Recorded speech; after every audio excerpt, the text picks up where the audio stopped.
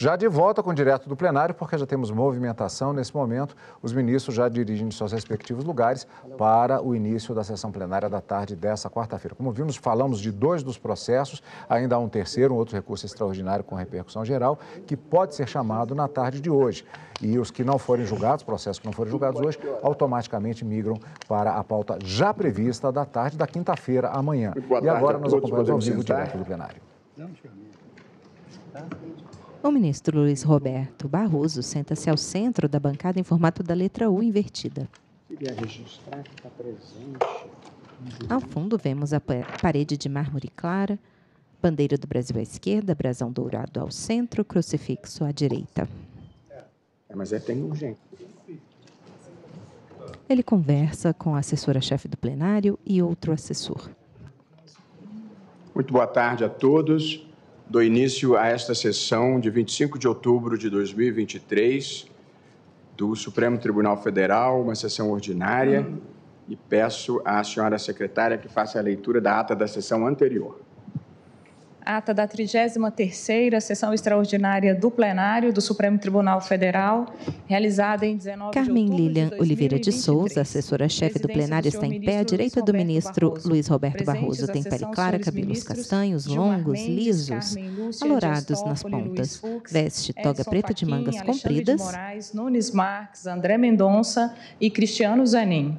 Vice-procuradora-geral da República, doutora Ana Borges Coelho Santos. Abriu-se a sessão às 14h15, sendo lida e aprovada a ata da sessão anterior. Muito obrigado. Não havendo qualquer objeção, a ata declaro-a aprovada. O ministro Barroso tem pele clara, cabelos grisalhos, lisos, penteados para o lado esquerdo. Usa toga preta sobre terno azul marinho, camisa branca e gravata azul clara. Já vou anunciar para julgamento o tema. Os jovens estudantes ocupam, em sua maioria, a parte esquerda do plenário. É uma discussão relativa à constitucionalidade do procedimento de execução extrajudicial nos contratos de mútuo com alienação fiduciária de imóvel pelo Sistema Financeiro Imobiliário, SFI, conforme previsto na Lei 9.514. Trata-se do recurso extraordinário número 860-631, da relatoria do ministro Luiz Fux. Recorrente é José Carlos Santana Filho e recorrido à Caixa Econômica Federal. As ODS, os Objetivos do Desenvolvimento Sustentável do Milênio, associados a esse caso, são água potável e saneamento, trabalho decente e crescimento econômico, redução das desigualdades, paz, justiça e instituições eficazes.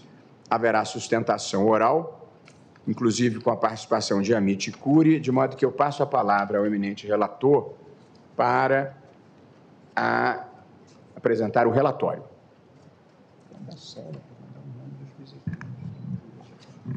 Muito obrigado, senhor presidente. Gostaria de saudar Vossa O Excelência. ministro Luiz Fux senta-se à direita na bancada. Procuradora-Geral da República aqui presente. Saudar o nosso decano, conheço saudando todos os colegas, os estudantes presentes, os advogados que aqui comparecem. Senhor presidente. O ministro Fux tem pele clara, cabelos grisalhos, lisos, volumosos. Oriundo de São Paulo.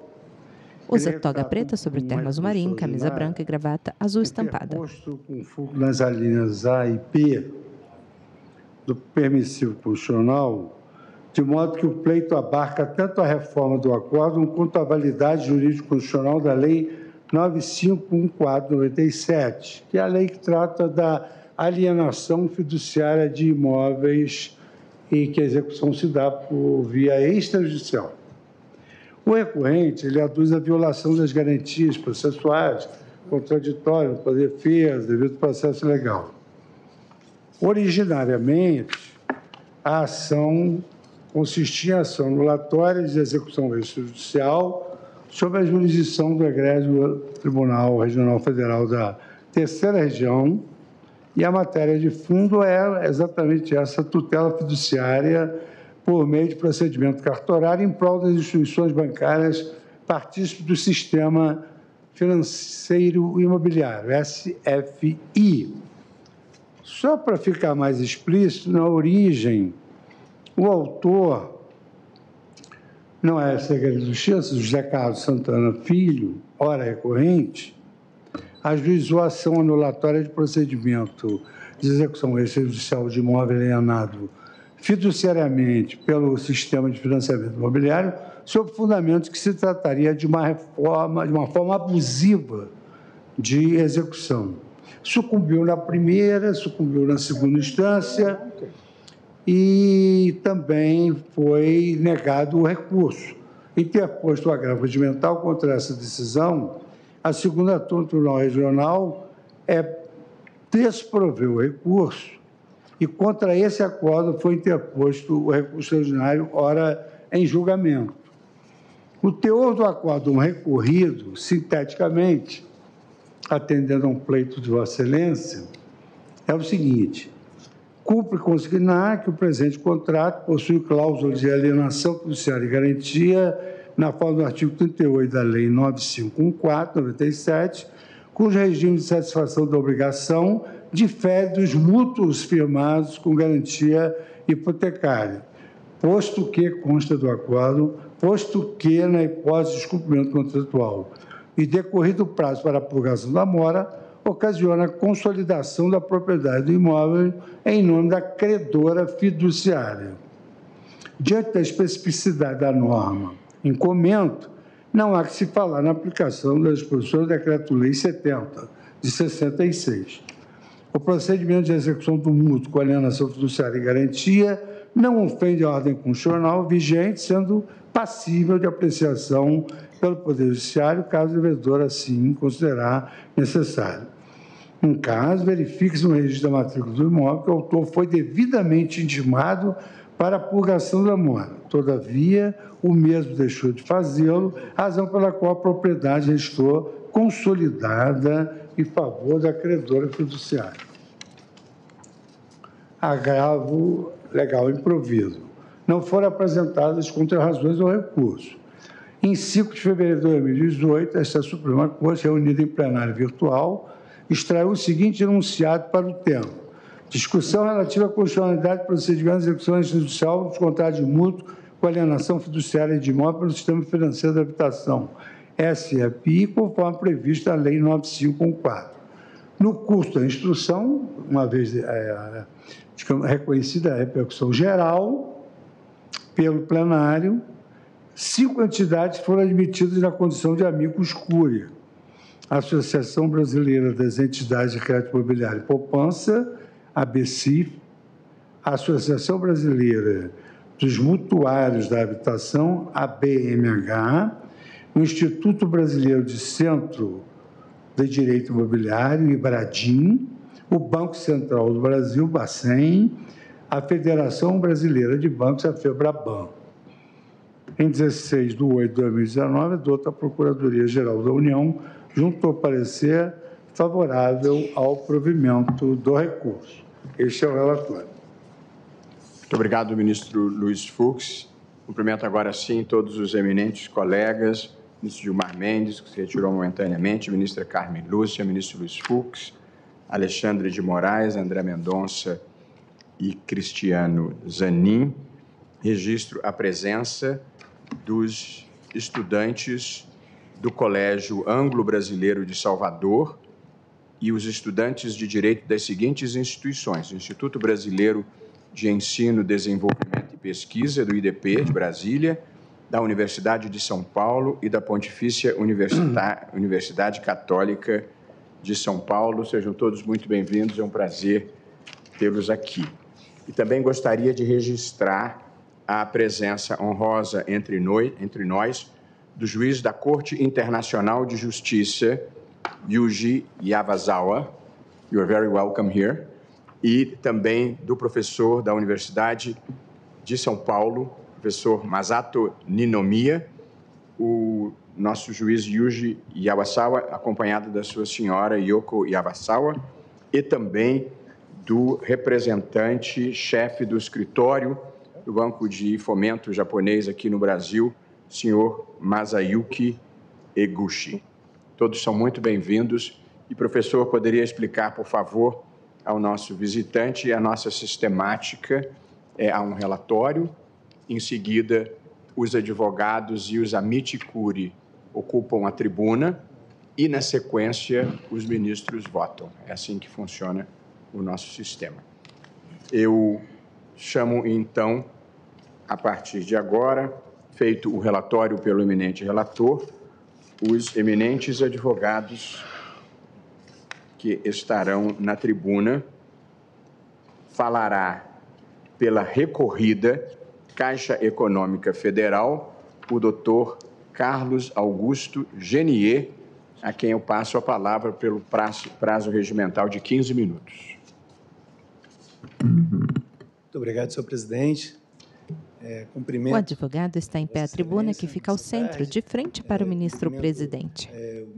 O ministro Luiz Fux, o relator dessa demanda, a ministra Carmen Lúcia, em nome de quem peço licença para cumprimentar todos os demais componentes da Corte, excelentíssima senhora representante da Procuradoria da República, os servidores dessa casa, os ilustres advogados, os estudantes presentes, e vamos, então, excelência, iniciar uma abordagem agradecendo pelo voto trazido pelo ministro Luiz Fux, que bem desenha o tema em debate. Na verdade, o que nós estamos aqui discutindo é, mais uma vez, a regularidade do procedimento de execução extrajudicial das garantias imobiliárias. Na verdade, há e muito bem destacado no voto que reconheceu a repercussão geral, a distinção entre esse tema e o tema tratado no tema 249 dessa Corte, onde lá o advogado tem pele clara, cabelos pretos, lisos. O que aqui discutimos é uma nova ordem. Na verdade, as regras da 9.514... Usa toga preta sobre terno preto, camisa branca e gravata escura. Com novas perspectivas, com novos procedimentos, inclusive com relação à garantia, que inaugurou, então, que trouxe, então, para a sistemática brasileira uma experiência que já havia evoluindo ao longo em outros países, trazendo para cá uma realidade em que todo o trabalho relacionado à manutenção da garantia é desenhado a partir de um elemento jurídico, de uma construção jurídica de propriedade resolúvel. Na verdade, a sistemática da alienação fiduciária prevê, então, o registro da propriedade resolúvel em nome do credor e as providências relacionadas à efetivação da convolução em propriedade, seja do devedor ou do credor, ao final do contrato, com ou sem a verificação da sua quitação. Então, a distinção fundamental entre esta discussão e a discussão do Decreto-Lei 70 é porque aqui não se fala em invasão de esferas patrimoniais dos indivíduos. Na verdade, é uma sistemática totalmente própria que deve ser compreendida dentro dos seus contornos essenciais. A sustentação oral feita pelo advogado Carlos Augusto. A compatibilidade entre aquilo que a Lei 9.514 trouxe e os princípios constitucionais. O Supremo julga se é constitucional a retomada de imóvel pelo credor, sem a necessidade da intervenção do judiciário para a contratação de empréstimo em que o imóvel é dado como garantia de pagamento. Envolvia exatamente afirmar que a sistemática ofenderia esses princípios, esses mandamentos constitucionais que são básicos. Para bem compreender essa matéria e trazendo dentro desse contexto a nova sistemática do sistema financeiro imobiliário, é que se deve verificar que a garantia e a efetividade da recuperabilidade de um eventual crédito inadimplido afeta diretamente a sistemática e os custos de manutenção do sistema de operação de crédito imobiliário. A sistemática trazida pela Lei 9.514 teve este objetivo: gerar condições mais favoráveis à viabilidade da execução da garantia, de forma, a partir daí, a reduzir os custos e garantir a redução dos custos relacionados a essas operações imobiliárias. Então, isso tudo dentro dessa sistemática da Lei 9.514. Os apontamentos a respeito das críticas quanto às ofensas constitucionais, nenhuma delas, efetivamente, se admite ou se pode admitir. A primeira delas é relacionada à discussão sobre a inafastabilidade da prestação jurisdicional. Ora, o que nós temos aqui é uma evolução da sistemática, é hoje muito bem reconhecida no nosso sistema, que privilegia condições extrajudiciais de solução de controvérsias e busca de atuações efetivas. O devido processo legal, efetivamente, tem uma perspectiva muito mais ampla do que apenas a atuação do Poder Judiciário. É necessário, sim, o privilégio da atuação administrativa com as vantagens e as condições estabelecidas na lei, sempre, naturalmente, admitindo a busca pela tutela jurisdicional, sempre que essas regras pré-estabelecidas se mostrarem desatendidas. Então, a essência da discussão a respeito da ausência de ofensa ao princípio da inafastabilidade da atuação jurisdicional é demonstrada a partir da possibilidade de ingresso pelos devedores que eventualmente se entendam ofendidos por qualquer atuação do credor, à busca da tutela jurisdicional. Isso, em momento algum, está impedido nas disposições da Lei 9.514. O ponto, aliás, este caso que veio como leading case para abordagem e apreciação nessa casa, bem demonstra isso. O recorrente ingressou com a ação, nunca obteve uma tutela jurisdicional favorável à sua pretensão e chegou ao termo perante a Suprema Corte do país. Então, isso bem demonstra que o acesso ao Poder Judiciário efetivamente não foi ofendido ou afastado ou impedido pelas disposições da Lei 9.514. Então, afastamos aí a questão de ofensa a esse princípio. As questões relacionadas à ofensa ao juiz natural, genéricas, obviamente, também são diretamente ligadas. Ajuizada da ação, não há nenhuma vinculação, segue o procedimento normal e regular do válido processo judicial brasileiro. O devido processo legal está perfeitamente admitido, tendo em vista que tem um procedimento previsto na lei a respeito da convolução da propriedade do credor e a definitividade. Em pauta, recurso extraordinário número 860-631, José Carlos Santana Filho, contra a Caixa Econômica Federal. O Supremo julga se é constitucional a retomada de imóvel pelo credor sem a necessidade de intervenção do Judiciário para contratos de empréstimo em que o imóvel é dado como garantia de pagamento. A sustentação oral é feita pelo advogado Carlos Augusto Genier.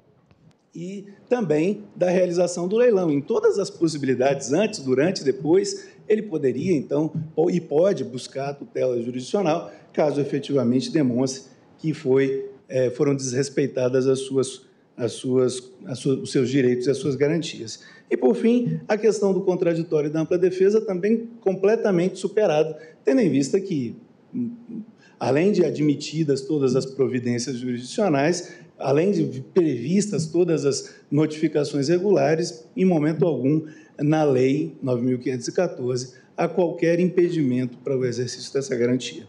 A questão, então, que nos traz aqui hoje é exatamente demonstrar a importância que essa sistemática possui para a manutenção da garantia do sistema financeiro imobiliário.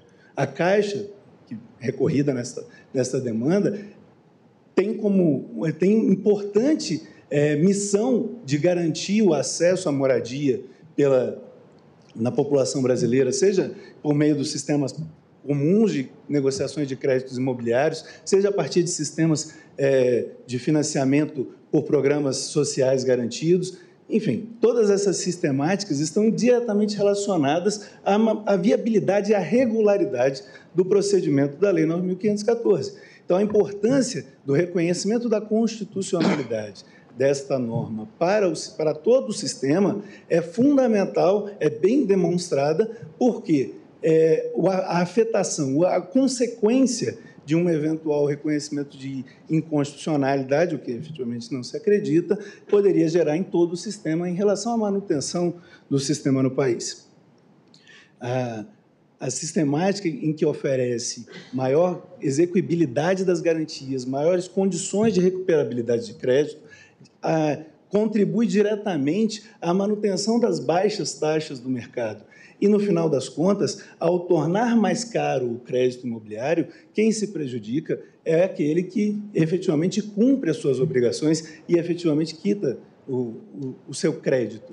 Ele, na verdade, seria quem sustentaria toda essa sistemática em prol dos devedores. Então, excelentíssimos senhores ministros, a pretensão da Caixa é aqui requerer, então, a negativa de provimento para o recurso e o reconhecimento da legalidade, da constitucionalidade das disposições da Lei 9.514. Muito obrigado. Senhor presidente, apenas para acrescentar que houve uma omissão involuntária no sentido de que também deferir a intervenção com um amicus curiae da Defensoria Pública da União. Eu olhei o olhar ansioso do defensor, porque eu esqueci de mencionar. Operoso defensor público aqui presente entre nós. Portanto, falou pela Caixa Econômica o doutor Carlos Augusto Genier, postulando a negativa de provimento ao recurso. Ouviremos agora, pelo amicus curiae, Associação Brasileira das Entidades de Crédito Imobiliário e Poupança, ABCIP, o doutor Fernando Crespo Queiroz Neves, pelo prazo, cada um dos amicus curiae terá o prazo de 7 minutos e meio, que eu generosamente vou ampliar para 8 minutos. O doutor Gustavo César vai entrar por videoconferência. Boa tarde, doutor Gustavo, o senhor nos ouve? Excelência. Perdão? Ouço bem. Ouço sim, Excelência. Perdão, doutor Fernando Crespo, exatamente. O doutor Gustavo é o próximo. Então, Vossa Senhoria tem a palavra pelo prazo de 8 minutos.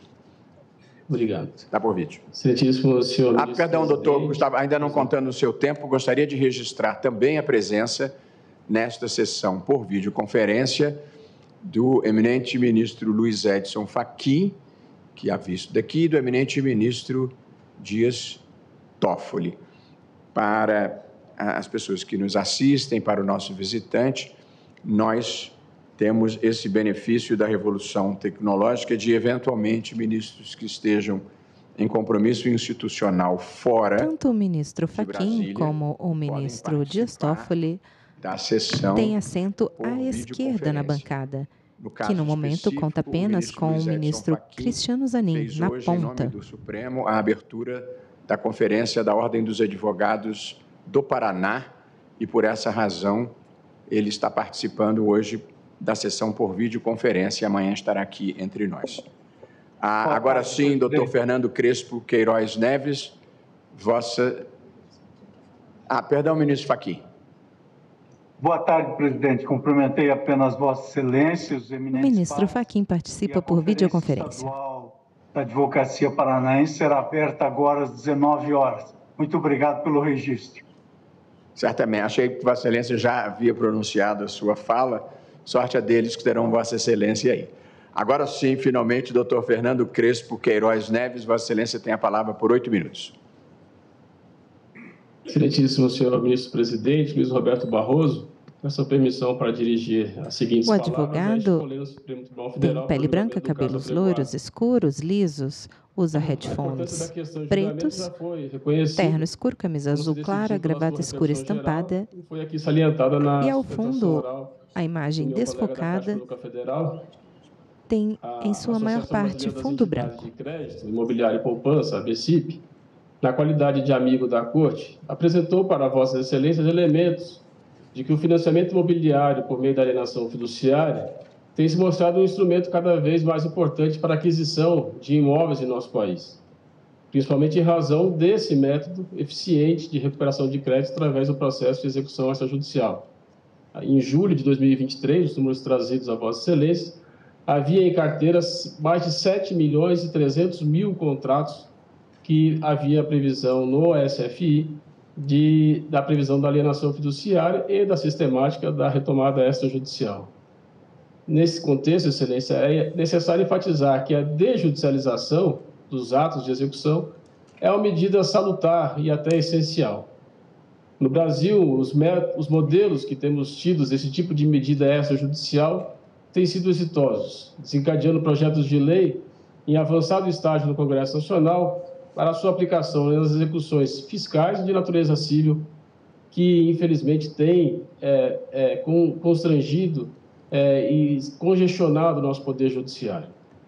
A matéria dessa questão ganhou força e vigor com a decisão do Supremo Tribunal Federal no julgamento do RE 627-106 do Paraná, da relatoria do eminente ministro Dias Toffoli, quando foi fixada a tese de repercussão geral para o tema 246, a respeito da constitucionalidade do procedimento da execução extrajudicial das hipotecas previsto no Decreto-Lei 7066.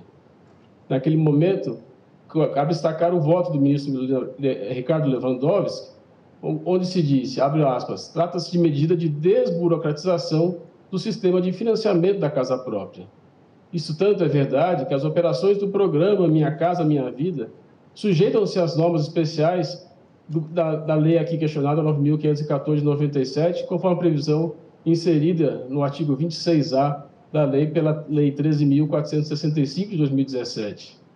Destaco ainda naquele julgamento o voto do ministro Gilmar Mendes, onde ele pontuou, abro aspas, é muito comum nos países respeitosos do Estado de Direito a prática de execução nos moldes realizados por este decreto. De fato, excelências, a grande maioria dos países realiza as medidas de execução extrajudicialmente. Cito aqui como exemplo os casos da Alemanha, da Itália, França, Espanha, Portugal e Inglaterra. Assim como a multa... Em pauta, Supremo julga se é constitucional a retomada de imóvel pelo credor, sem a necessidade de intervenção do Judiciário para contratos de empréstimo em que o imóvel é dado como garantia de pagamento. Sustentação oral feita pelo advogado Fernando Crespo. Foi dito. É uma execução extrajudicial eficaz, que pode ajudar a prevenir a acumulação de créditos não produtivos, já que proporciona aos bancos instrumentos jurídicos para recuperarem mais rapidamente as garantias reais. Eminente ministro Luiz Roberto Barroso, eu destaco aqui, nesse momento, a afirmação que Vossa Excelência fez ao julgamento da ADI 5135, quando discutiu a constitucionalidade da lei que passou a permitir o protesto da CDA.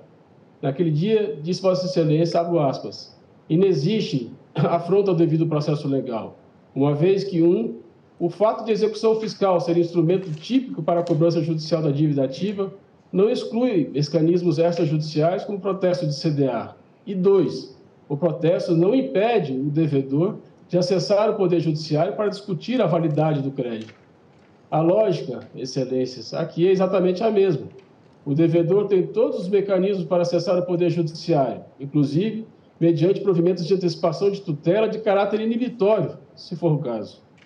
Não se trata, com o devido respeito, de permitir que o credor se satisfaça através de autotutela, pois há um procedimento rígido e controlado para a realização da execução extrajudicial, para recebimento de crédito cedido e para o exercício dos demais direitos conferidos ao cedente no contrato de alienação de imóvel.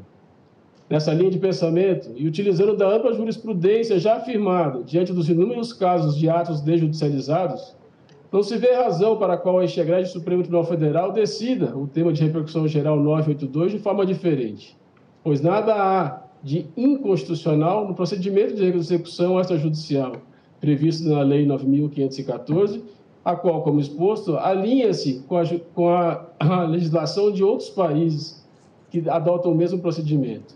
São essas, excelências, as palavras que a ABCIP gostaria de trazer para a contribuição do julgamento. Agradeço. Desejo uma boa tarde a todos.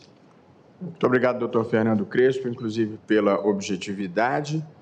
Ouviremos agora, pela Federação Brasileira de Bancos, a FEBRABAN, o doutor Gustavo César de Souza Mourão, a quem tenho o prazer de passar a palavra.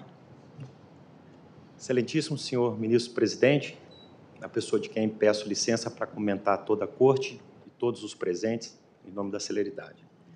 Excelências, na tentativa de colaborar com esse julgamento, a FEBRABAN gostaria de destacar 5 pontos. O advogado está em pé à tribuna, tem pele clara, cabelos ondulados e grisalhos, usa toga preta sobre terno preto, camisa branca e gravata azul marinho estampada. A implantação do sistema legal da possibilidade de alienação fiduciária de bens imóveis, o montante destinado de recursos financeiros para essa modalidade saltou de 2% do PIB brasileiro de 2009 para 10% do PIB em 2019. Em dezembro de 20, esses dados são contemporâneos à época da apresentação da manifestação, havia quase 7 milhões de operações ativas de crédito imobiliário garantidos por alienação fiduciária no Brasil. Essa modalidade hoje representa 98,2% do financiamento bancário destinado à aquisição de imóveis. E esse valor hoje atinge a cifra de 730 bilhões de reais em operações ativas. Dado exatamente esse arcabouço jurídico regulatório que prevê a célere recuperação da garantia, a segurança do credor do seu inadimplemento, a taxa média de juros em contratos imobiliários garantidos por alienação fiduciária é sensivelmente menor do que aquelas de operações equivalentes. E tomando emprestado um dado, até que consta da manifestação do Banco Central, que consultando os cartórios extrajudiciais que fazem a execução extrajudicial dessa garantia, se constatou que de 5% dos processos que têm início em sua fórmula extrajudicial, em apenas 5% há a consolidação da propriedade fiduciária nas mãos do credor. Ou seja, nos outros 95% dos processos que são iniciados, há, de fato, a solução da inadimplência pela purgação da mora e pela definida e definitiva aquisição do imóvel pelo tomador. Consta também o último dado econômico desse parecer juntado pela FEBRABAN, formado pela LCA Consultores, que ao se reduzir tanto o custo da incerteza quanto à possibilidade de realização dessas garantias, a alienação fiduciária realmente permitiu uma verdadeira revolução no mercado de crédito imobiliário brasileiro, com a consequente expansão do setor da construção civil, e dados também oficiais dão conta de que, somente nesse setor, foram criados entre 2007 e 2013 mais de 1 milhão de novos postos de trabalho, obviamente diminuindo o déficit habitacional que surge no Brasil. Diante desses pontos objetivos trazidos lá do parecer econômico, a reflexão que se põe a essa Corte, inclusive sobre a análise perspectiva da economia do direito, é se realmente se justifica a judicialização do processo de consolidação da propriedade fiduciária, quando, em 95% dos casos, ele cumpre o seu papel. E, em verdade, excelências, uma outra reflexão que permito fazer. A escolha pela alienação fiduciária, ela é também do próprio devedor fiduciante, que, em busca de uma taxa reduzida de juros, efetivamente se submete e se sujeita à forma e aos procedimentos previstos na lei em caso de inadimplência. E, ousando aqui fazer uma analogia, essa submissão ao regime legal quer nos parecer que seria uma típica hipótese de um negócio jurídico processual, ou melhor, pré-processual, ou até mesmo um compromisso arbitral de quem escolhe a forma legal de submeter em caso de inadimplemento da sua garantia. E o melhor, nessa forma, ao contrário da cláusula compromissória, o judiciário ele pode intervir no procedimento a qualquer tempo, pelas medidas acautelatórias antecedentes, antes do início do processo, durante ou até mesmo ao final. Exatamente por isso é que defendemos que não se justifica a inversão do processo de execução extrajudicial da garantia para a execução judicial, formada, como todos sabem, de uma forma morosa, cara e dispendiosa. E, a rigor, excelências, contribuindo e dirigindo já para o final, entendemos que essa racionalidade ela não viola a primazia da inafastabilidade do Poder Jurisdicional, como postula, a rigor, pela ampliação do acesso à justiça. Por quê? Permite que os recursos do Estado, escassos e limitados, possam ser efetivamente dirigidos à satisfação judicial, onde há, de fato, a afronta e ofensa a direito subjetivo, potestativo, a cargo do seu interessado exercer ou não. Então, é com esses fundamentos, assim, esses que pede-se aqui na condição de amicus curiae, o não provimento do recurso especial, com a consolidação da tese de constitucionalidade do procedimento de execução extrajudicial, previsto na Lei 9.514, com a mesma racionalidade utilizada pela essa Corte no julgamento do tema 249, referente ao Decreto-Lei 70. Muito obrigado, Excelências. Muito obrigado, doutor Gustavo César de Souza Mourão, que falou pela Federação Brasileira de Bancos e, igualmente, postulou pela negativa de provimento ao recurso. Ouviremos agora também, também como amicus curiae, pelo Banco Central do Brasil, o doutor Erasto Vilaverde de Carvalho Filho, que é procurador-geral adjunto do Banco Central. Vossa Senhoria tem a palavra por 8 minutos. Excelentíssimo senhor presidente, ministro Roberto Barroso, tenho a honra de cumprimentar Vossa Excelência, auspiciando que os objetivos valorosos de sua gestão sejam plenamente realizados. Eminente relator, ministro Luiz Fux, na pessoa de quem saúdo a ministra e os demais ministros que honram e abrilhantam esta corte. Insigne subprocuradora-geral da República, Excelências, o advogado tem pele branca, cabelos grisalhos, é calvo na parte posterior, tem bigode e barba grisalhos e volumosos. Usa toga preta sobre terno cinza, camisa cinza clara e gravata cinza. Da jurisdição, da ampla defesa, do contraditório, do devido processo legal, não sofrem ofensa nenhuma com essa execução extrajudicial da garantia na alienação fiduciária, uma vez que, a qualquer tempo, o devedor pode buscar no Poder Judiciário a sua proteção se eventualmente ocorreu alguma irregularidade no procedimento de execução extrajudicial. E também, mesmo na fase da ação possessória, quando o banco credor busca recuperar a sua garantia, o mutuário, ocupante do imóvel, pode também se defender, tendo amplo acesso à justiça, com os meios e recursos a ela inerentes.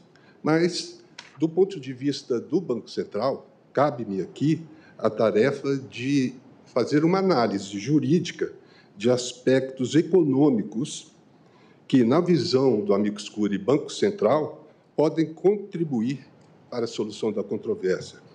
É objetivo do sistema financeiro nacional, conforme o artigo 192 da Constituição da República, promover o desenvolvimento equilibrado do país e servir aos interesses da coletividade.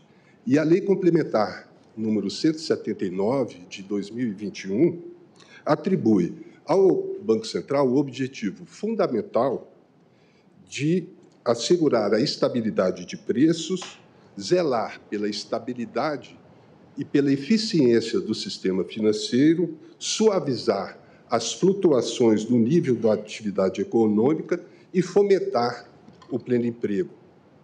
O meu objetivo nessa sustentação oral, Excelência, é demonstrar que o Instituto da Alienação Fiduciária está em linha com o objetivo constitucional do sistema financeiro e também com os objetivos complementares do Banco Central do Brasil, de promover o desenvolvimento sustentável, fomentar o pleno emprego. Em pauta, Supremo julga se é constitucional a retomada de imóvel pelo credor, sem a necessidade de intervenção do Judiciário para contratos de empréstimo em que o imóvel é dado como garantia de pagamento. Sustentação oral feita pelo advogado Erasto Vilaverde.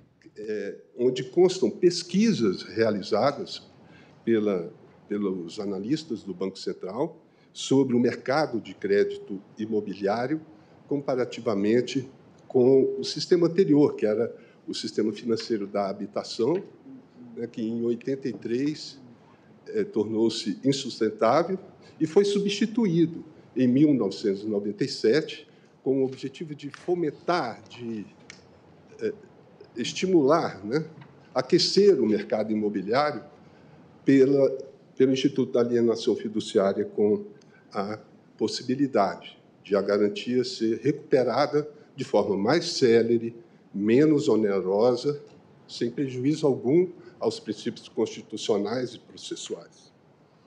Mas, do ponto de vista econômico, retornando, conforme os pareceres técnicos do Banco Central, as taxas de juros médios praticadas na alienação fiduciária são inferiores às taxas médias do financiamento por hipoteca, em qualquer período considerado.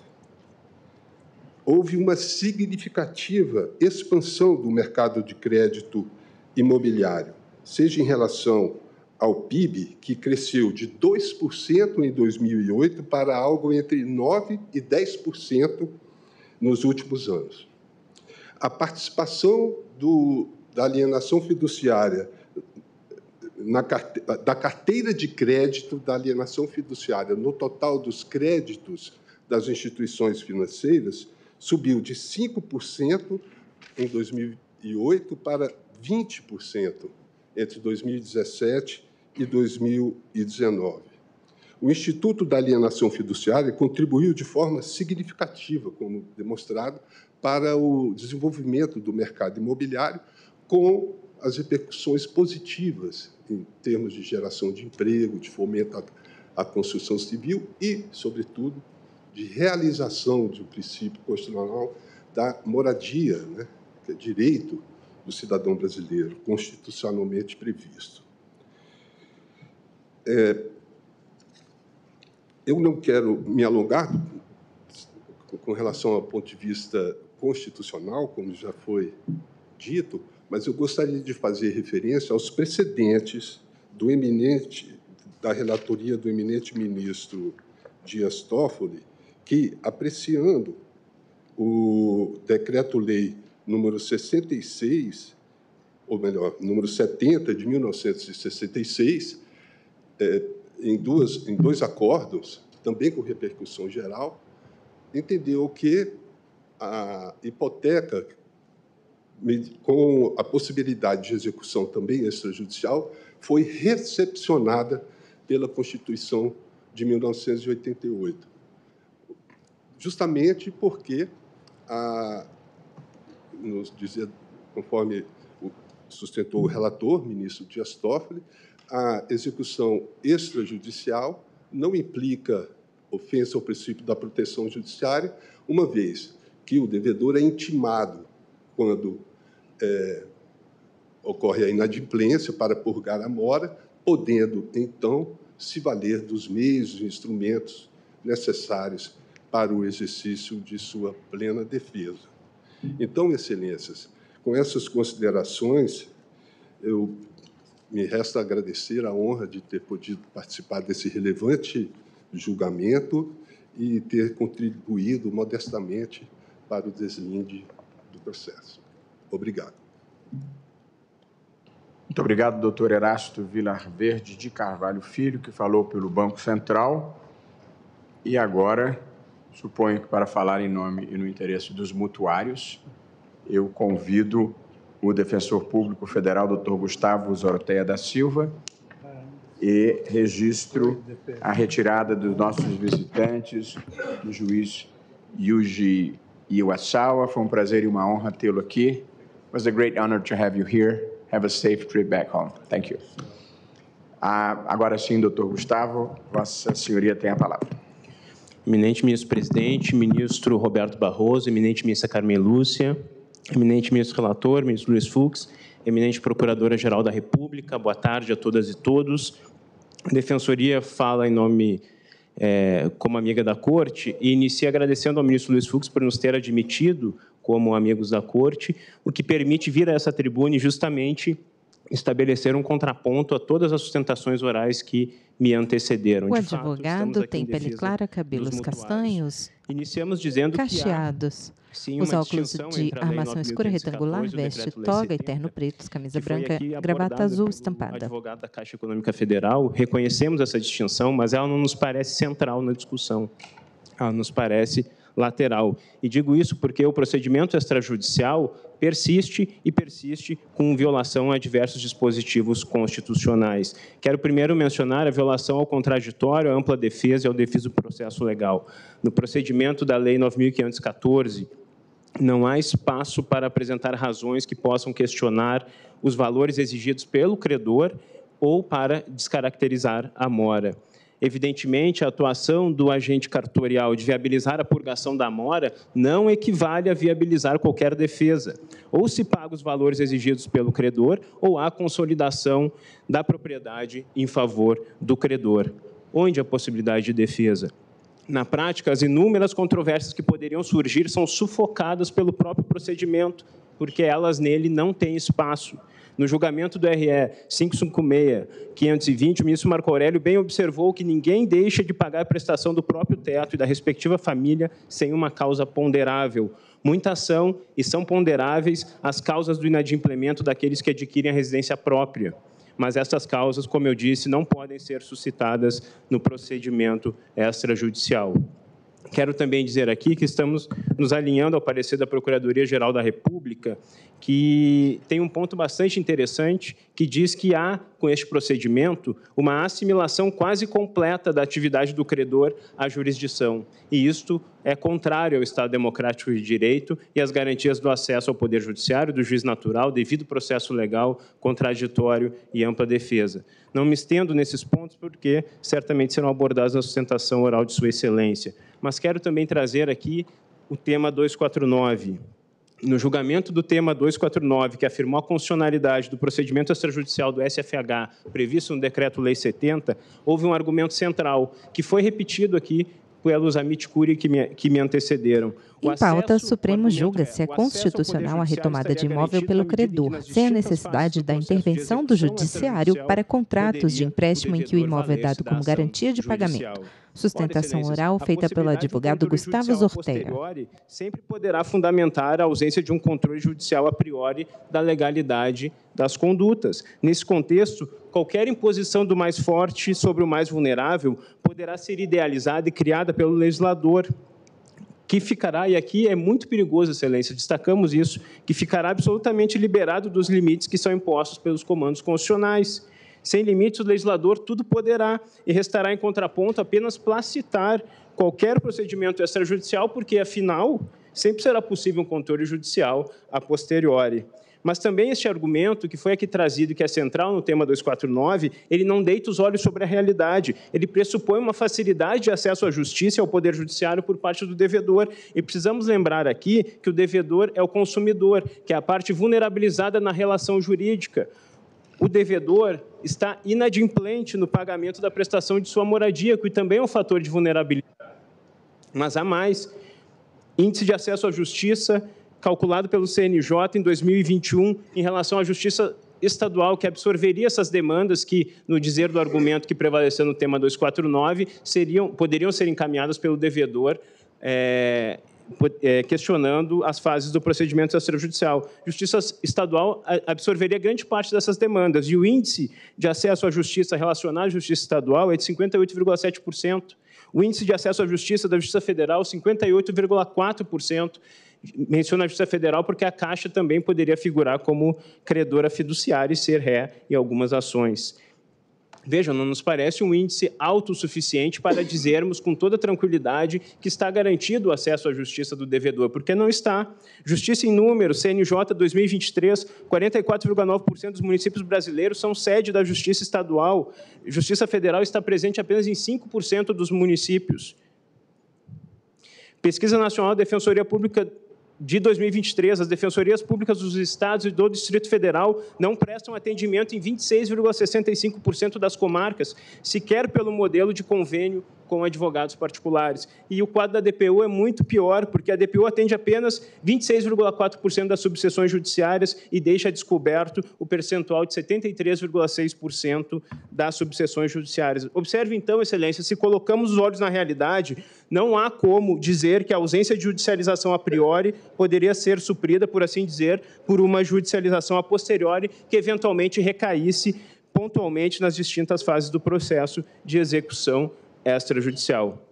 Por fim, no tempo que me resta, quero fazer referência ao direito social à moradia, que também é importante referir aqui, porque grande parte dos imóveis submetidos à alienação fiduciária, evidentemente, servem de moradia ao devedor fiduciante. E o legislador viola o direito social à moradia quando submete, como neste caso, a execução da garantia real da propriedade fiduciária de imóvel a condições que fragilizam excessivamente a posição do devedor fiduciante de proteção à sua moradia. Assim, é inconstitucional o procedimento estabelecido pelo legislador quando reduz excessivamente os poderes de proteção da moradia frente aos poderes que se destinam a assegurar a propriedade do credor fiduciário. Com essas razões, Excelência, a manifestação da Defensoria Pública da União é pelo reconhecimento da inconstitucionalidade do procedimento extrajudicial previsto na Lei 9.514 e agradeço a atenção de Vossas Excelências. Muito obrigado. Doutor Gustavo, só uma breve pergunta. A emissão na posse depende de provimento judicial. Sim, sim. Vossa Excelência levou isso em conta sim, sim. nos seus argumentos, certo? Ok, muito obrigado. Ouvimos agora a Procuradora-Geral da República, a doutora Elisete Maria de Paiva Ramos, Procuradora-Geral da República em exercício, que nos dá a honra da presença. Obrigada. Cumprimento o excelentíssimo senhor presidente, ministro Luiz Roberto Barroso, a excelentíssima senhora ministra Carmen Lúcia, o excelentíssimo senhor ministro Luiz Fux, relator do presente feito, todos os demais ministros aqui presentes e também por vídeo. Cumprimento igualmente os senhores advogados, as senhoras advogadas, as servidoras e os servidores. A discussão aqui, nesse caso, a Procuradora-Geral da República interina, Elisete de Paiva Ramos, senta-se à esquerda do ministro Luiz Roberto Barroso, na parte central da bancada. Tem pele branca, cabelos loiros, lisos, longos. Usa brinco e colar dourados e toga preta com corda vermelha em laço no pescoço. Que disciplina a execução hipotecária, concedeu aos agentes financeiros prerrogativas que, em relação a contratos de outra natureza, são confiadas apenas ao Poder Judiciário. A legislação mencionada consagra um tipo de autotutela que não parece corresponder à finalidade da Constituição de 1988, desconsiderando os mandamentos constitucionais aplicáveis a todos, de que a lei não excluirá da apreciação do Poder Judiciário lesão ou ameaça a direito, artigo 5º 35, e ninguém será privado de sua liberdade ou dos seus bens sem o devido processo legal, artigo 5º 54. Em síntese, a Lei 9.514, de 97, confere ao agente financeiro poderes que se assemelham muito às características clássicas da jurisdição, consignando nas mãos de agente privado parte na relação contratual a possibilidade de satisfazer, sem a devida propositura de demanda judicial, sua própria pretensão, sobrepondo-a ao interesse alheio. O financiador, ao identificar o suposto descumprimento do contrato, dá curso a procedimento para satisfazer seu próprio crédito, mesmo que o faça por meio de um oficial de registro. Intimado o devedor fiduciante a respeito do débito, se ele não procede ao pagamento, a propriedade do imóvel se consolida em nome do fiduciário. A lei estrutura o procedimento sempre com base em ônus para o devedor e o direito sobre o bem é definitivamente transferido ao patrimônio do credor, por sua iniciativa e atuação, sem prévio acesso à jurisdição. Essa outorga legal, a atividade do credor de efeitos próprios de atos jurisdicionais, há de ser considerada inconstitucional, pois vai de encontro ao Estado de Direito e às garantias fundamentais que conformam o processo. Uma vez que a base das garantias do processo judicial é a existência de juiz imparcial, alheio à lide, que faça valer os direitos materiais e instrumentais das partes, parece correto concluir que o desaparecimento dessa figura compromete o devido processo legal prescrito no artigo 5º 54 da Constituição da República. Um processo legal, justo ou devido, há de começar pela existência de juiz imparcial e constitucionalmente investido. Da mesma forma, pouco restará da ampla defesa do artigo 5º, 55, da Constituição da República, se quem examinará o pleito de antemão já se mostra comprometido com a garantia, em causa própria, de seus próprios interesses.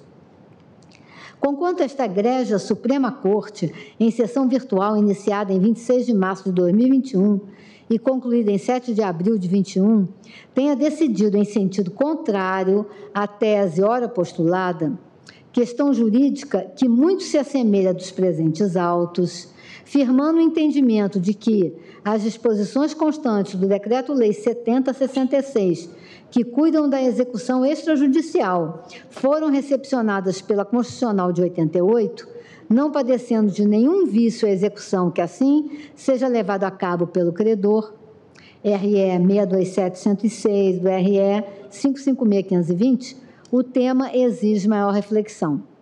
Com todas as vênias, a comparação da lei sob exame com o modelo da arbitragem, malgrado haja constado de votos da sempre douta maioria, não conduz, em nosso entender, à correta compreensão e tampouco à solução que se nos afigura correta da temática ora em consideração. Como se disso, em relação à arbitragem, esta Suprema Corte, no bojo do agravo regimental na sentença estrangeira 5.206, da relatoria do saudoso ministro Sepúlveda Pertence, decidiu, por maioria de votos, que a manifestação de vontade da parte na cláusula compromissória, quando da celebração do contrato e a permissão legal dada ao juiz para que substitua a vontade da parte recalcitrante em firmar o compromisso, não ofende o artigo 5º, 35 da Constituição Federal. Todavia, o que se manifesta na arbitragem é a autonomia privada das partes da relação negocial, convergindo na celebração de cláusula compromissória relativa ao comum interesse pela via do juízo arbitral, para a solução de eventual controvérsia jurídica que diga respeito ao contrato firmado entre ambas. Nenhuma das partes é alçada à posição eventual de árbitro da controvérsia, que é sempre pessoa estranha e alheia à controvérsia. Já no tocante à regência da alienação fiduciária de imóvel relativo aos negócios jurídicos firmados no contexto do sistema financeiro imobiliário, contempla-se fenômeno inteiramente diverso. Não há nenhuma autonomia privada em relação à adoção da execução da garantia fiduciária, mas mero modelo normativo congente, com a adoção ex vilegis de fórmula que submete o fiduciante ao fiduciário, garantindo a este vantagem na satisfação direta de seu interesse. No tocante a negócios jurídicos em que, avançada a cláusula compromissória da arbitragem, a autonomia privada abrange, de regra, o ajuste de todas as cláusulas do contrato, enquanto, diversamente, no sistema impositivo da Lei 9.514/97, a autonomia privada cessa muito antes, sendo inteiramente destituída de relevo no que diz respeito ao disciplinamento do modus operandi do procedimento de solução de litígios, conduzido pelo fiduciário em seu próprio interesse, repito.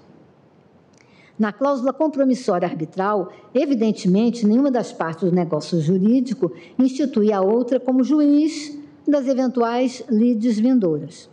No modelo da lei examinada, em um procedimento extrajudicial cogente, o fiduciário aponta o que entende ser o valor da dívida, notifica o fiduciante ao pagamento e, decorrido o prazo sem a purgação da mora, o oficial do competente registro de imóveis, certificando esse fato, promoverá a averbação na matrícula do imóvel da consolidação da propriedade em nome do fiduciário, à vista da prova do pagamento por este do imposto de transmissão inter vivos e, se for o caso, do laudêmio, artigo 26, parágrafo 7º, da Lei 9.515 de 97.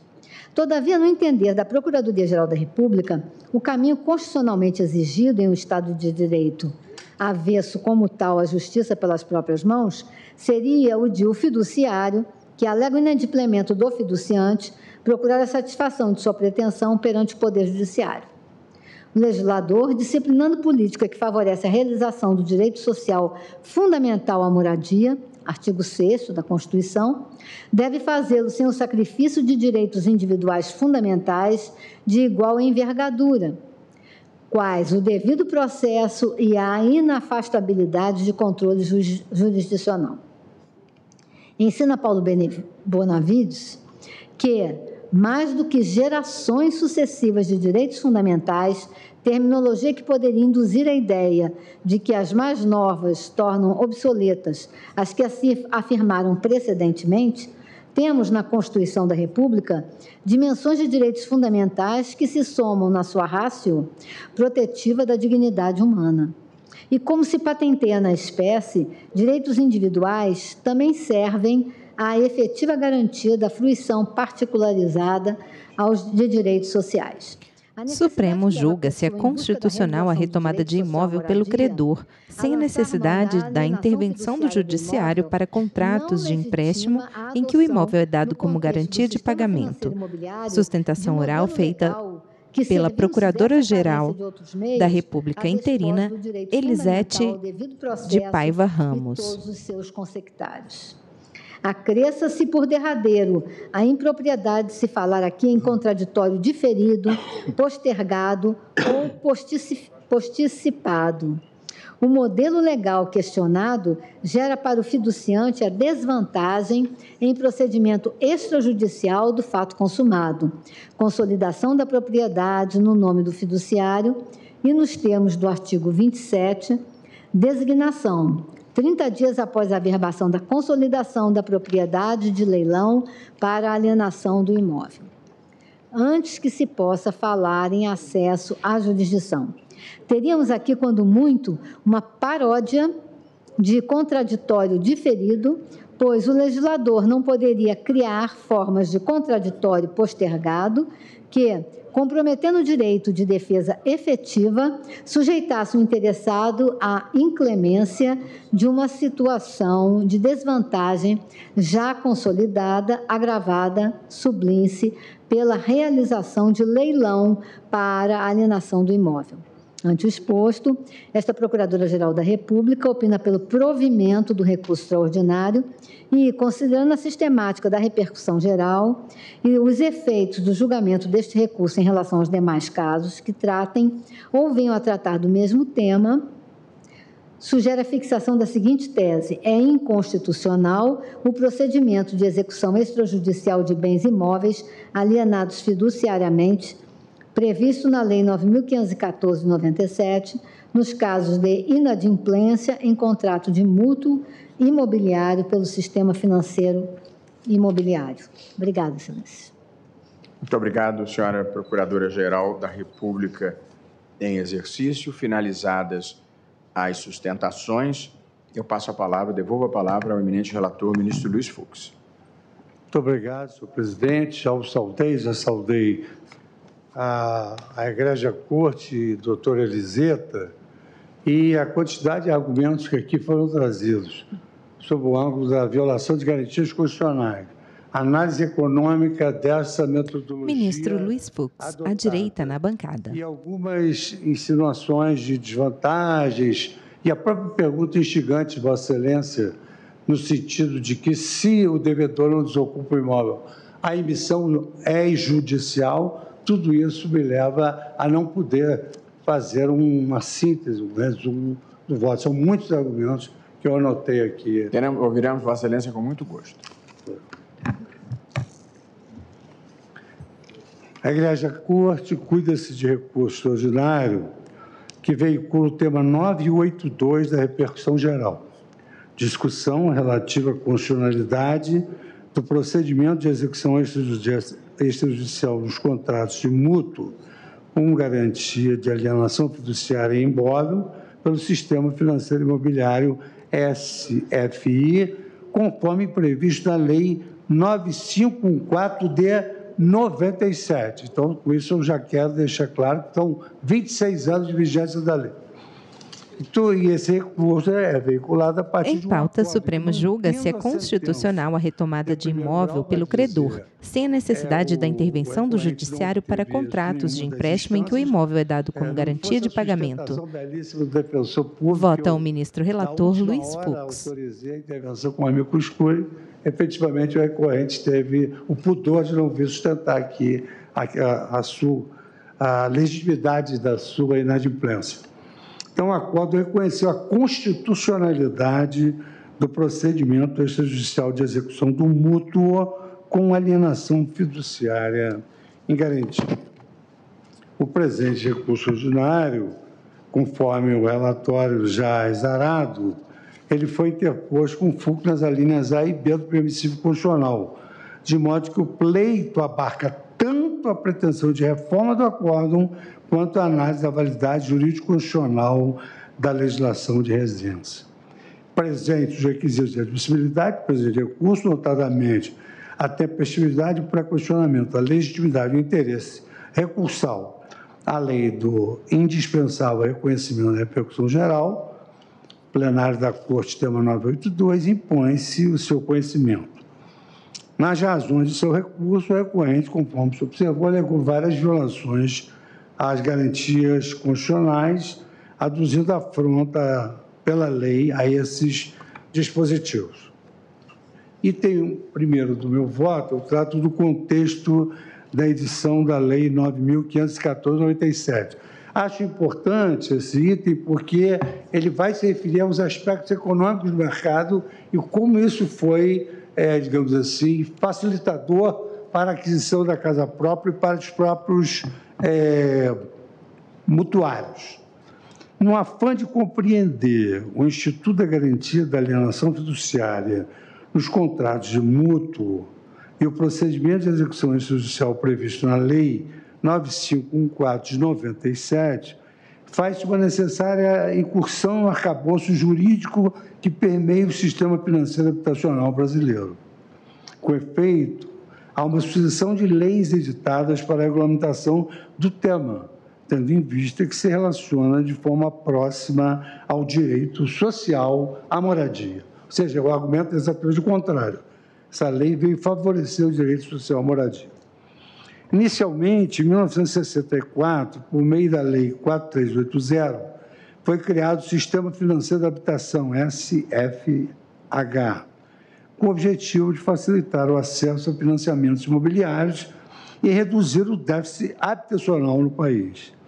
A mesma lei instituiu a correção monetária no âmbito desses contratos imobiliários de interesse social, bem como criou o Banco Nacional da Habitação, o BNH, então órgão controlador do sistema financeiro de habitação. 2 anos depois, com a edição do Decreto-Lei 70/1966, instituiu-se a cédula hipotecária como um instrumento hábil para a representação de créditos hipotecários. Dentre as hipóteses de sua emissão, destacava-se a previsão da garantia hipotecária nos casos de operações compreendidas no sistema financeiro da habitação. Ainda quanto ao trâmite da execução hipotecária, foi conferida na ocasião a opção ao credor hipotecário de executar a hipoteca pelas vias dispostas no Código de Processo Civil ou pelo decreto mencionado, 70/1966, já prevendo, assim, a possibilidade da execução de forma extrajudicial. Eu faço um ponto aqui, senhor presidente, porque foi muito recente. Eu tive a oportunidade ontem de participar de um evento acerca exatamente da evolução até a arbitragem, e esse fenômeno da desjudicialização tem sido um fenômeno mundial. Eu apenas lembro aqui que, em primeiro lugar, nós tivemos a autorização imoderada da tutela cautelar, porque se queria rapidamente resolver. Depois a tutela antecipada, depois os juizados especiais, e depois vieram essa justiça coexistencial a que se referia o professor Mauro Capelletti, daquela obra sobre acesso à justiça, na medida em que hoje, por exemplo, o cartório de notas realiza conciliações, divórcio, separação, até hoje, uso capião extrajudicial com a presença do Ministério Público. Então, esse fenômeno da desjudicialização já era antevisto no final do século passado, ou no segundo quartel, com a obra do professor Mauro Quepelet e Brian Gatz, de tradução da nossa dileta presidente, ex-ministra Ellen Grace. Posteriormente, em 1971, foi editada a Lei 5741, que estabeleceu a proteção do financiamento de imóveis vinculados ao sistema financeiro de habitação, autorizando a cobrança de crédito hipotecário vinculado ao sistema, tanto de forma extrajudicial, fazendo remissão aos artigos 31 e 32 do Decreto 70, quanto pela via judicial, por meio de ajustamento da ação executiva. Observa-se, desde então, que a preocupação era de simplificar e dar celeridade ao processo de cobrança dos financiamentos e retorno do capital mutuado, em contrabalanceamento dos riscos envolvidos no negócio. Entretanto, o cenário de sucessivas crises financeiras, de planos monetários não exitosos e o crescente processo inflacionário que se viveu nas décadas seguintes geraram um desequilíbrio no sistema financeiro da habitação, tal qual regulado, prejudicando o acesso a financiamento para aquisição da casa própria. Paralelamente, observou-se a inadequação da garantia da hipoteca frente às novas necessidades de circulação do crédito, revelando-se insuficiente para garantir o efetivo retorno dos recursos aplicados, o que contribuiu para a estagnação do financiamento habitacional. E aqui o grande prejuízo que se gerou a esse direito social à moradia. Soma-se a isso a profunda mudança sofrida pelo quadro institucional e político do país, mormente com a promulgação da Constituição Federal de 88, que demandou um novo arranjo jurídico para o sistema. Veja, por exemplo, que a própria Constituição Federal ela admite meios alternativos de solução judicial. Hoje, nenhum sistema de justiça sobrevive sem que tenha no seu organismo meios alternativos de solução judicial. Isto é, inclusive, um critério não só da sigla criada pelo ex-secretário da ONU, Kofi Annan, ESG, como também dos Objetivos de Desenvolvimento Sustentável. O país que não o Supremo julga se é constitucional a retomada de imóvel pelo credor, sem a necessidade da intervenção do Judiciário para contratos de empréstimo em que o imóvel é dado como garantia de pagamento. Vota o ministro relator Luiz Fux. A Lei 9.514, é essa que nós estamos analisando sobre o crime da constitucionalidade, que passou a dispor sobre o Sistema de Financiamento Imobiliário, SFI, instituindo a alienação fiduciária da coisa móvel como marca do início de um novo modelo regulatório.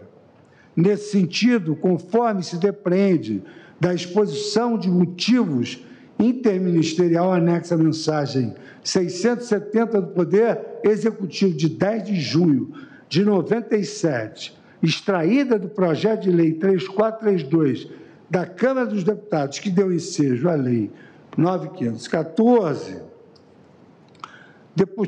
objetivava-se o estabelecimento de condições mínimas necessárias ao desenvolvimento sustentável do mercado de financiamento imobiliário, com a criação de novos instrumentos e mecanismos que possibilitassem a livre operação de crédito para o setor e a mobilização dos capitais necessários à sua dinamização.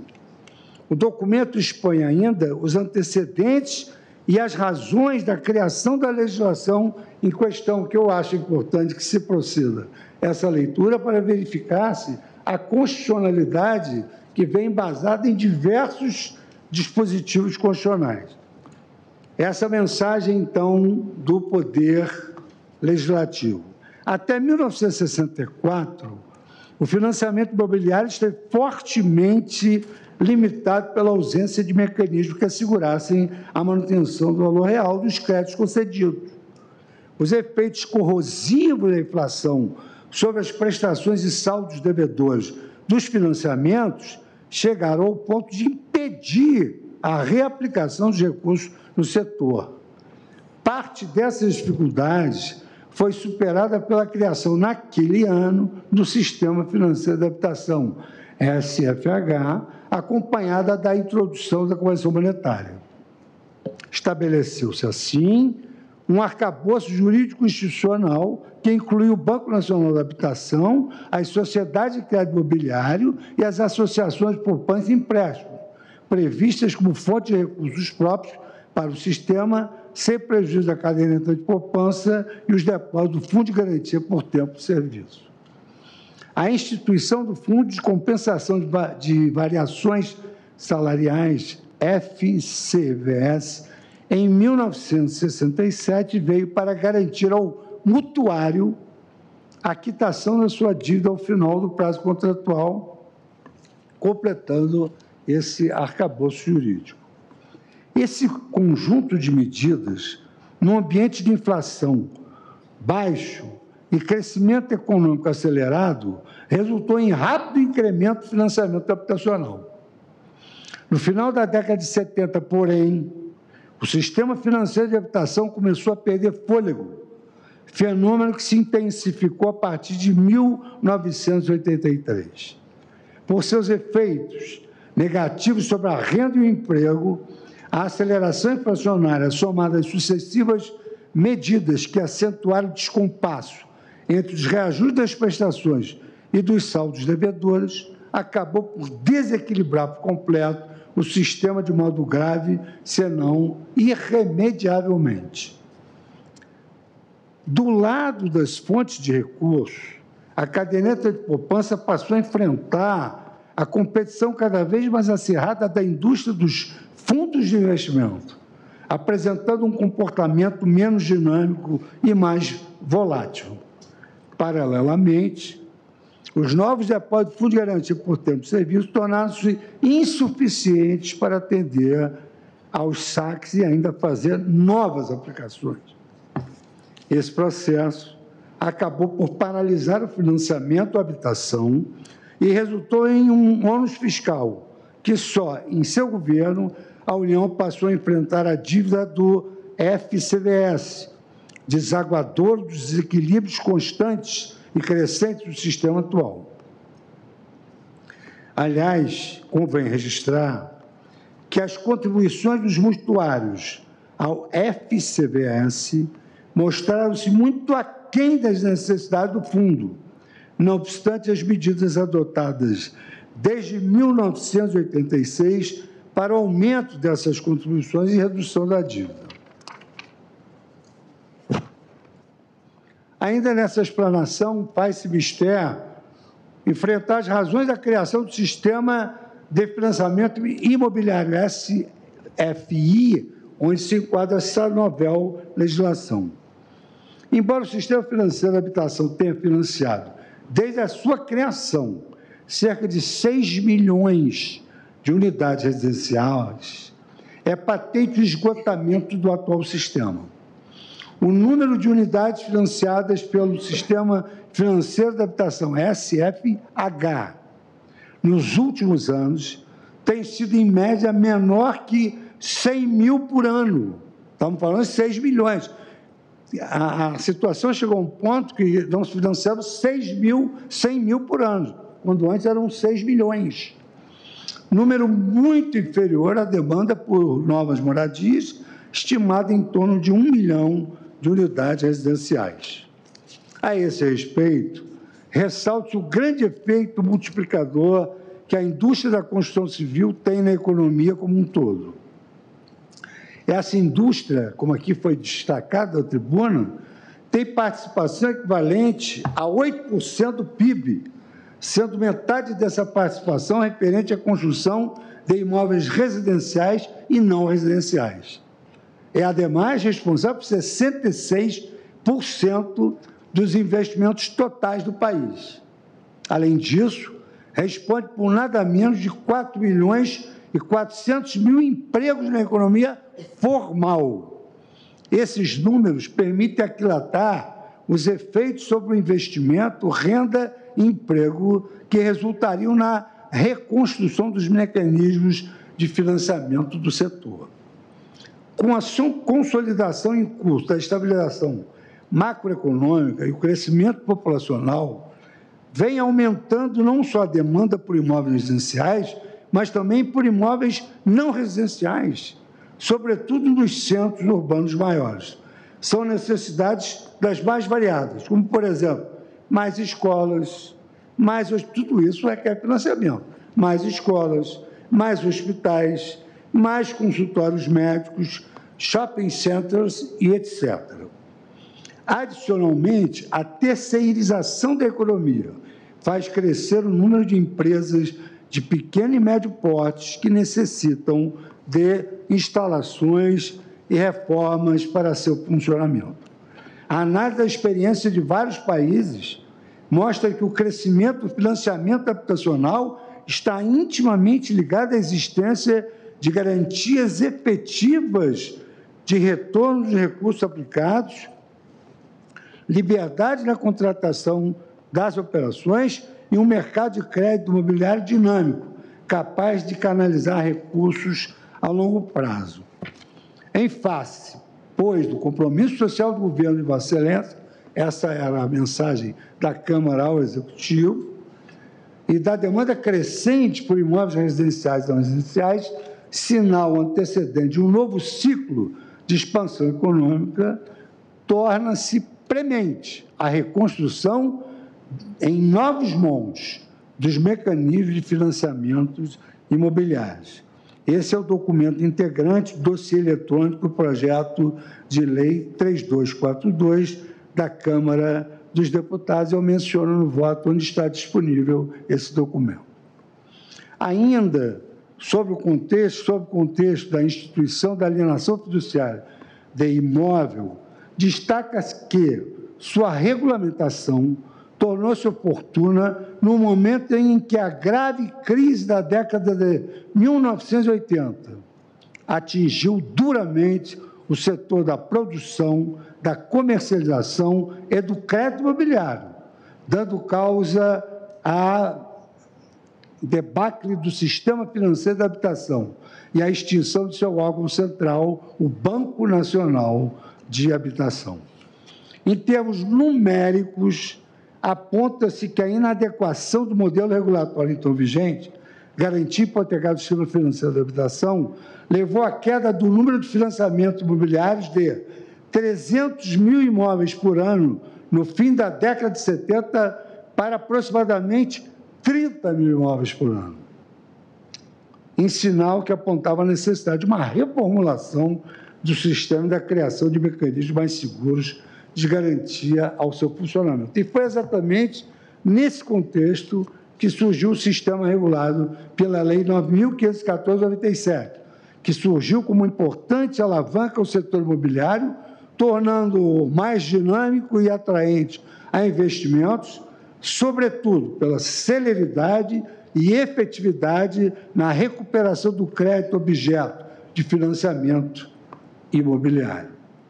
A partir daí, passou a se observar o abandono gradual da garantia hipotecária, evidenciando, em comparação ao novo Instituto, suas desvantagens, como, por exemplo, a morosidade na execução judicial e o desfavorecimento da proteção do credor hipotecário. Aqui, por exemplo, o senhor presidente falou assim, não tem defesa. Na execução hipotecária, é citado, não é para se defender, não, é citado para pagar. Não é citado para se defender. Ele é que pode introduzir um contraditório eventual através de embargos, mas não é citado para se defender. Verifica-se, portanto, a instituição da alienação fiduciária e garantia como medida voltada à conciliação da segurança e celeridade necessárias ao ramo imobiliário, de modo a superar o cenário de obsolescência que então se vislumbrava na persecução de 3 objetivos fundamentais: geração de renda e empregos, ampliação do acesso da população à moradia e promoção do crescimento sustentado da economia.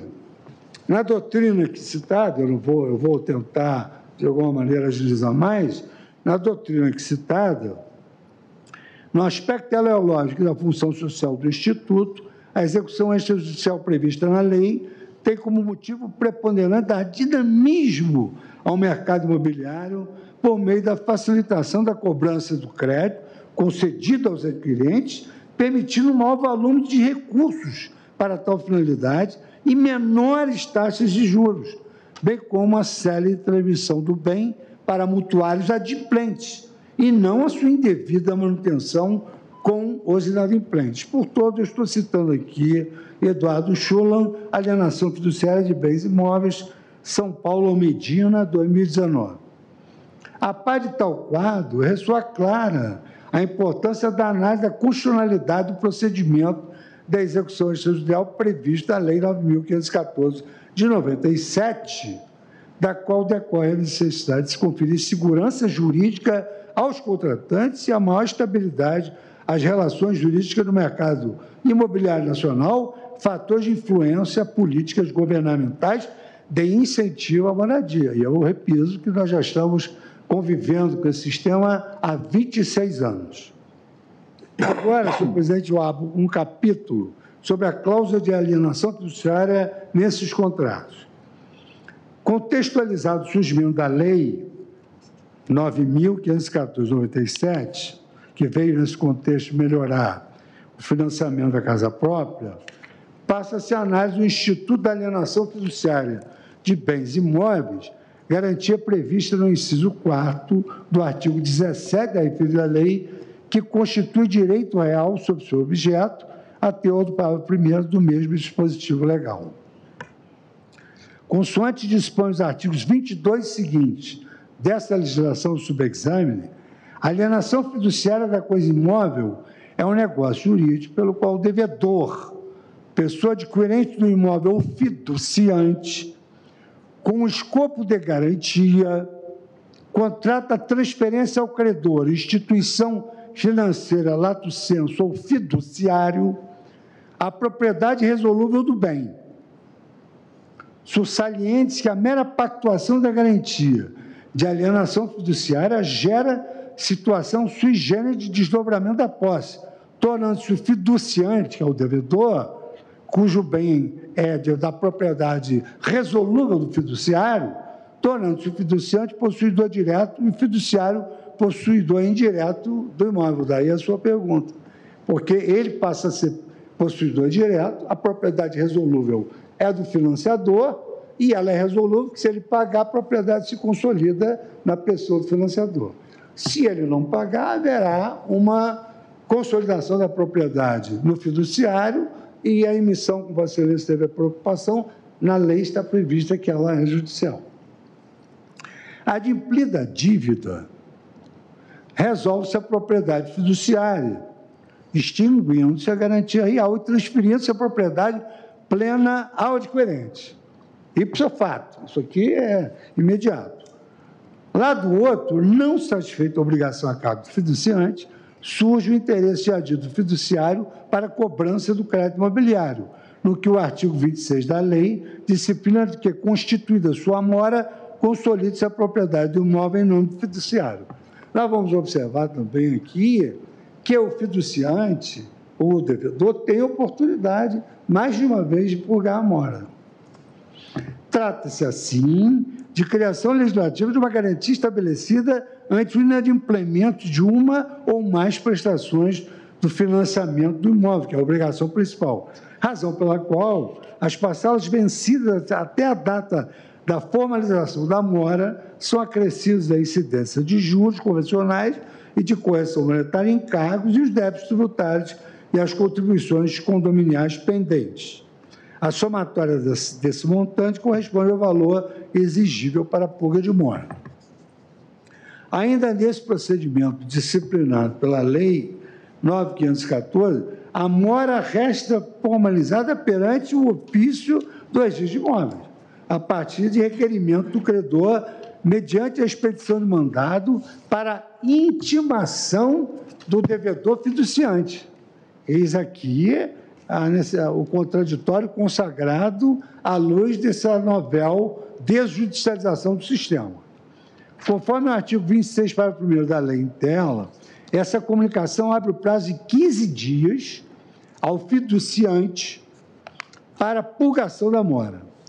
salientes que, consoante a alteração benéfica ao devedor, promovida por uma outra lei, a Lei 13.465 de 2017, o prazo que dispõe para purgar a mora restou ampliado, podendo ocorrer até a data da averbação da consolidação da propriedade fiduciária. Então, até esse momento, ele pode purgar a mora. Entretanto, se transcorrer o prazo sem a quitação do passivo,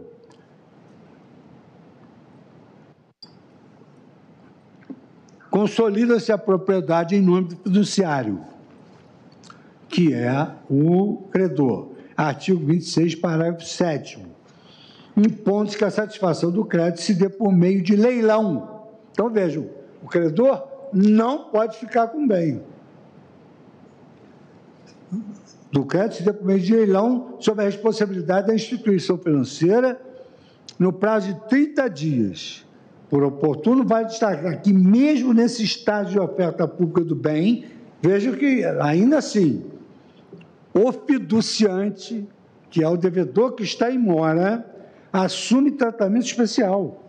Parágrafo 2º-B do artigo 26. Eis que ao devedor se garante direito de preferência para a aquisição do imóvel.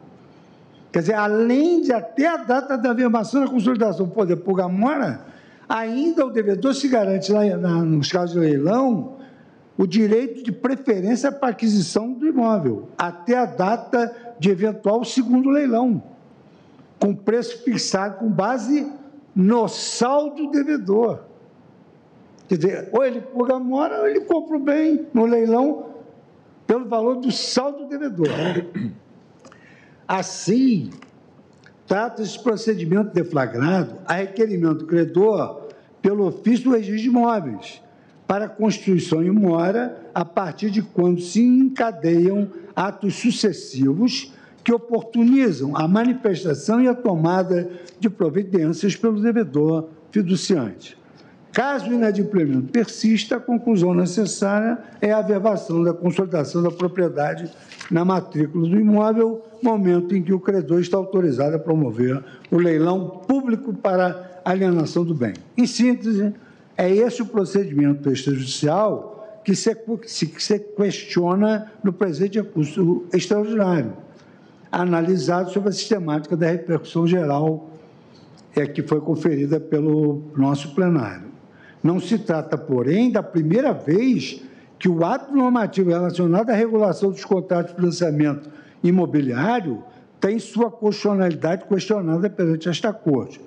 Com efeito, questões similares já foram apreciadas em relação ao mencionado Decreto-Lei 70.1966, que dispõe sobre a garantia hipotecária nos contratos de financiamento da habitação SFH.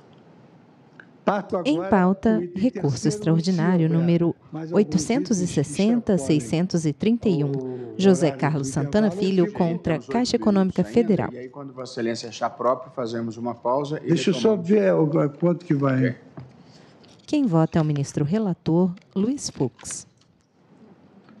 Não, eu acho... Tem os acordos, acho que é preciso, senhor presidente. Estamos todos acompanhando com muito interesse. Está bem. Terceiro item, da recepção do Decreto-Lei 70. Conforme assentado, sob a regência do Decreto-Lei 70 de 1966, atribuía-se aos contratos de financiamento de habitação, SFH, a garantia da hipoteca, que é instituto distinto da alienação fiduciária de imóvel. Deveras, enquanto na primeira não ocorre transferência de propriedade, tem-se um direito real de garantia sobre coisa alheia, na alienação fiduciária opera-se com o escopo de garantia a transferência da propriedade resolúvel do bem móvel ao credor fiduciário, que é um direito real sobre coisa própria, que é uma matéria de tanta afinidade ao nosso querido professor de Direito Civil, professor e ministro Edson Fachin.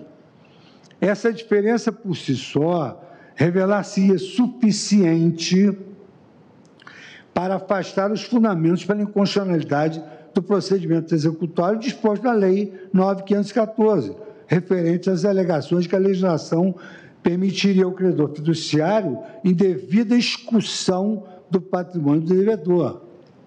Isso porque, tratando de propriedade resolúvel, enquanto não satisfeita a condição de implemento do contrato, a titularidade do bem pertence junto ao credor fiduciário que detém a propriedade, ainda que irresolúvel.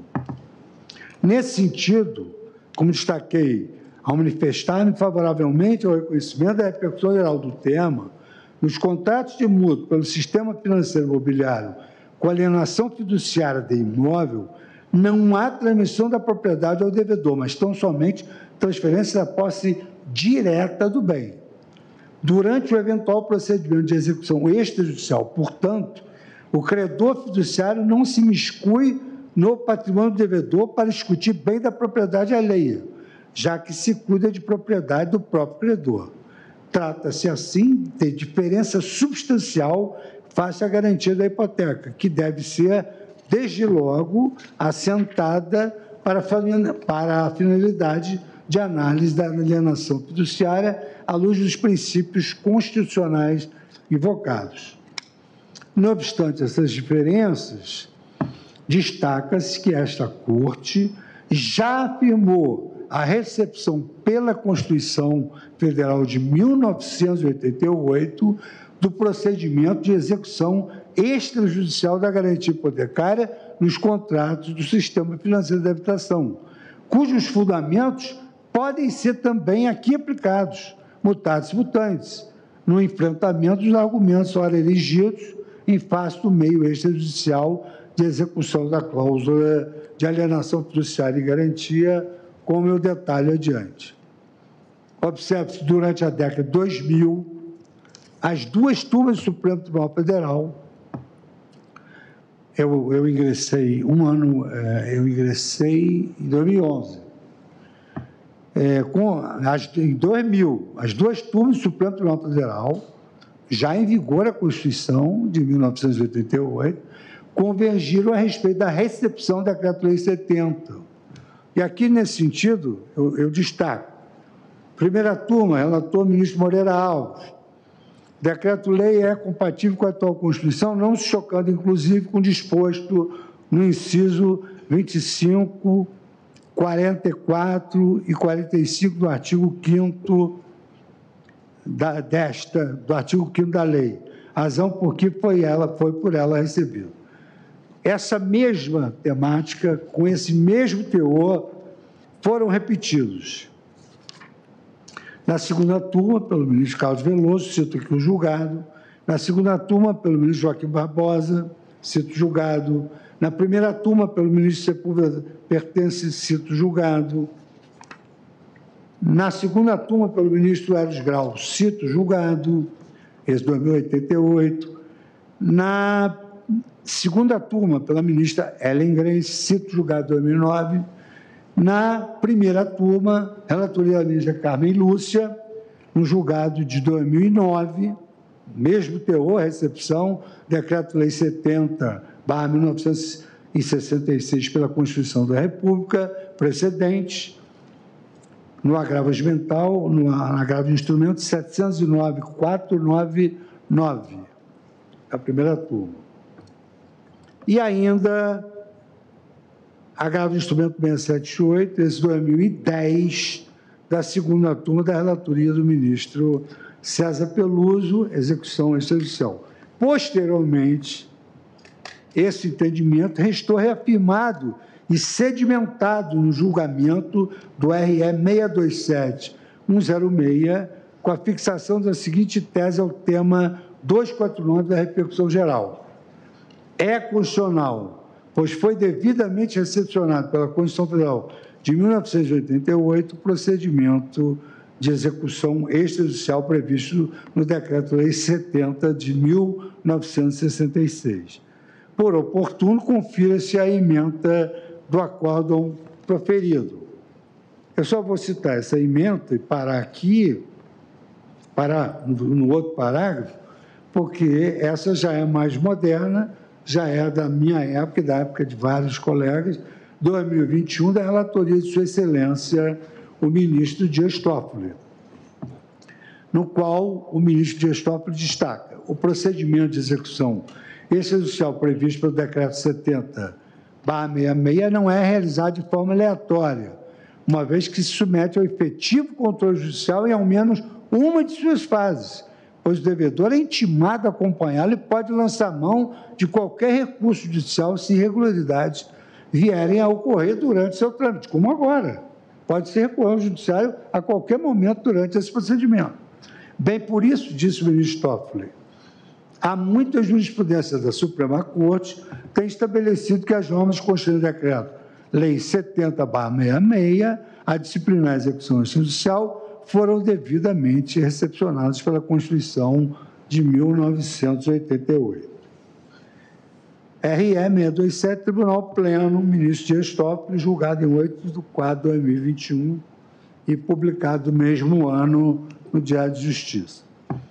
Na ocasião, foi refutada a argumentação no sentido de que a possibilidade de execução extrajudicial de imóvel objeto de dívida hipotecária, da forma como prevista pelo Decreto-Lei 70, violaria as disposições dos artigos 5º, incisos 22, 23, 32, 35, 37, 53, 54 e 6º, todos da Constituição Federal, como agora se argue também.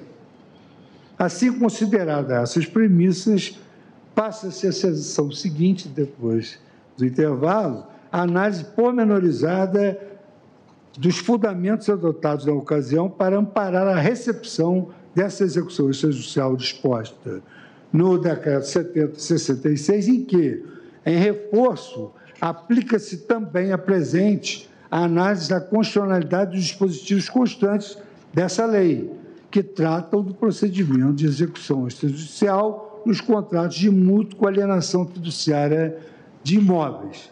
Nesse sentido, serão afastados todos os argumentos que no presente RE se colocam, afirmando a constitucionalidade também dos dispositivos de referência à Lei 9.514, e mais ainda, senhor presidente, trazendo aqui dados econômicos que Vossa Excelência tanto leva em consideração nas suas manifestações e que também hoje fazem parte de uma escola do pensamento jurídico, a análise econômica do direito, que leva em conta na litigância os custos e os benefícios da transação. Então, eu paro por aqui e vou inaugurar, depois do intervalo, se Vossa Excelência assim entender, a constitucionalidade da lei, e aí refutando todos os argumentos, e aí vai, efetivamente, vou numa linha sempre convergente, e não inauguro mais nenhum item a não ser o julgamento do caso concreto, que é rápido, porque eu falo da constitucionalidade da lei e aplico a tese ao caso concreto, que já foi reputado desde a primeira instância até a segunda instância. Não, é muito bom esse levantamento que Vossa Excelência está fazendo, nos atualizando todos sobre esse importante tema. Então, declaro suspensa a sessão, retornaremos após o intervalo.